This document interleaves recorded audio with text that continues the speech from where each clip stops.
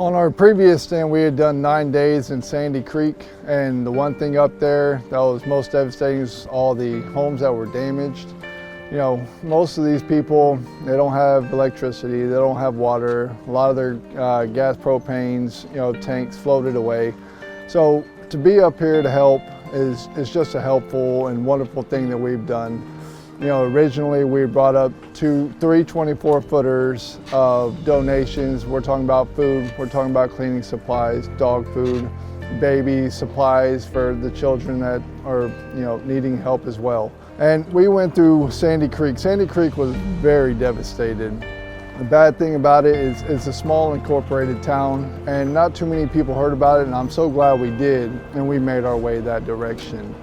Now, after our 9-day stint, we are back with 2 more 24-footers of donations, and we're gonna go over to Cow Creek.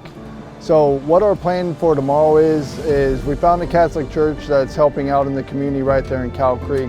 So we're gonna take these 2 24-footers over there. We wanna donate this stuff to them, let them distribute to the community that needs it the most, and help with that outreach. Afterwards, we're going to go straight into the community, and we're going to start seeing the same exact devastation, and we're going to be there firsthand to help out. I'm going to join back up with the same crew that has been here as well. They've all swapped out.